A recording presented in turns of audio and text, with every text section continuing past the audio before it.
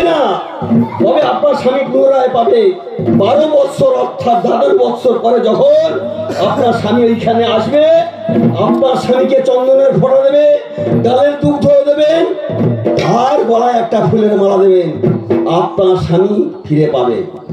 তাহলে পাখি হলো চন্দ্রকেতু, রাজা হলো ভাই। তাহলে মেয়েটির নাম চন্দ্রাবতী, ভারতেতে পাই। এটা ওই ভারতেতে আছে লেখা ব্যাসমুনি কল্পনা, এটা ওই শান্তি পর্বে আছে লেখা, অন্য জায়গায় পাবে না। তাহলে এই তো তোমার কথার জবাব, কথাই মিঠে গেল। আমাদের আদি অন্ত বেদে বেদান্ত শ্রোতা দল। ও মায়েরা বাবারা, এই পরেশ মাস্টার আমি তবু যদি একটু ছোলা বাঁশ দিই, ও সারা আমার আছলা বাঁশ দেবে, গান লাগবে, মানে ছোলে সালে কেটে কেটে যাবে। কেমন বাঁশ?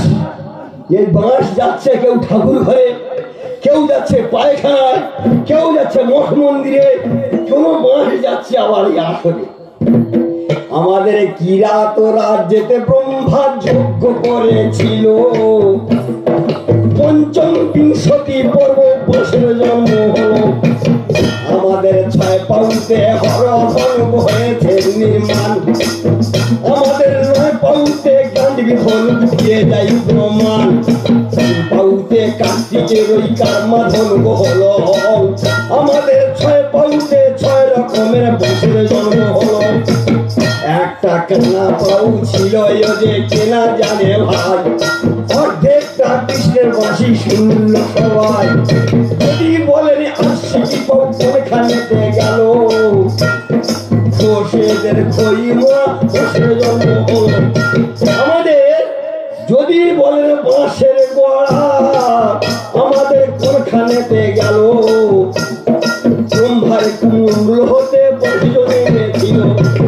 যদি বলেন উত্তম বাবু ওই সিকি বাবু মানে অর্ধেক কৃষ্ণের বাঁশি হয়েছিল আর অর্ধেক ঘলমা কাঠি হয়েছিল, আর সিকি বাবুটা বাদ দিলেন কেন?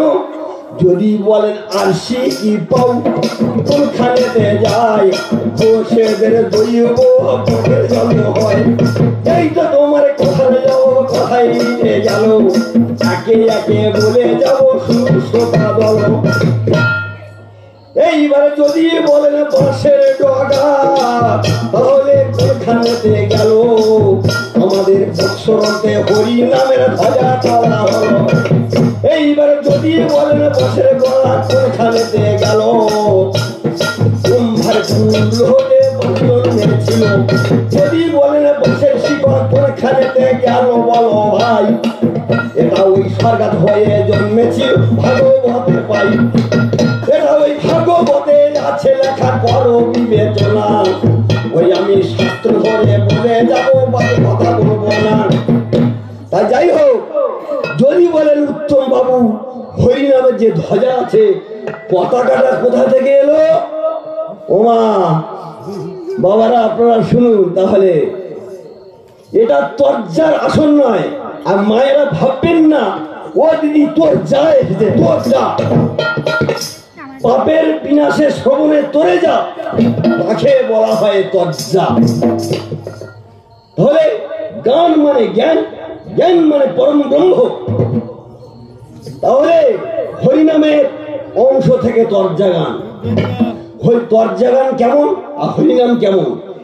একটা পাড়া বিভিন্ন রকম ডাল কাণ্ড লতা পাতা দিয়ে হরিনাম গেয়ে যাচ্ছে, আর আমরা সেই সার জিনিস বস্তু নিয়ে আমরা তর্জা গান গেয়ে যাচ্ছি। আমাদের খাঁটি জিনিস পাবে, একটা বাজে জিনিস ভঙ্গ অনেক কিছু আছে পাবে না। রিয়েলি রামায়ণ, মহাভারত, ভাগবত, গীতা, কোরআন, বাইবেল ধরে আমাদের গান গাইছে। তা আমাদের বাজিয়ে বাবু কমলা লেবু রসের হবে দানা, ভাইরে ভাই ছোট্ট করে তুমি বাবা বাজনা বলো না।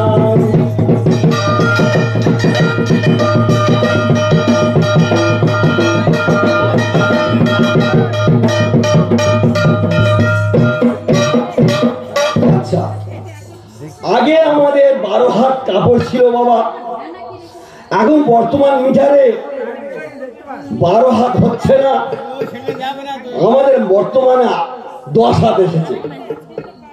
সেই যদি বলেন 10 হাত এসেছে, সেই 2 হাতটা গেল কোথায়? বৈষ্ণবদের কবি 1 হাত গেল, মায়েদের মাসে মাসে যে লজ্জাস্থানে আঘাত গেল, আর আঘাত ওই আমাদের হরিনামে পতাকা রয়েছে বাবা, পতাকা রয়েছে। আমি একে একে বলে যাব আজকের 10-এর কাছে। তাহলে আমাদের দশরথ নামে রাজা ছিল ধরাতলে, বাবা গো তিনি পত্নী ছিল তার বিদিত ভূতলে। মাগো মা পুত্রহীনা হয় মাগো দশরথ রায়, বাবা গো কত যজ্ঞ করেছিল পুত্র কামনায়। ওই আবার যোগ্য হতে চরু বটে বিদিত ভুবন, কৌশলা কইকেই চরু করিল ভক্ষণ।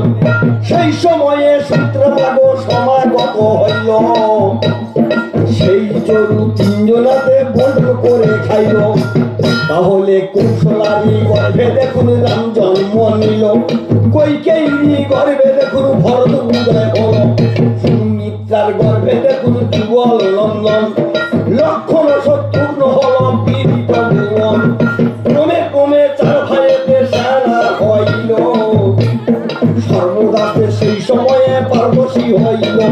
বিশ্বামিত্র যজ্ঞে একদিন যজ্ঞের কারণ, সঙ্গে দিলেন তিনি শ্রীরাম লক্ষণ।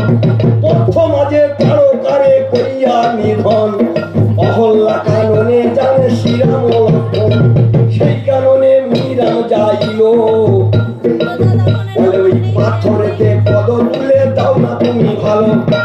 তখন ওই পদ তুলে দিল, অহল্যা পাশানি ছিল মুক্তি হয়ে গেল। সেইখান থেকে নাবিকেরই করিয়া উদ্ধার, মিথিলাতে জানে তখন রাম রঘুবর। ধরধনু ভঙ্গরাম সেইখানে করেছে, সীতাকে বিবাহ করে অযোধ্যায় ফিরেছে। বাবা গো বলতে গেলে অনেক কথা সময় বয়ে যায়, চোটের দুটি পরশি বাবু এলো এই সবাই। বাজিয়ে বাবু কমলা লেবু রসের হয় বেদানা, ছোট্ট করে তুমি ভাইরে বাজনা তোলো না।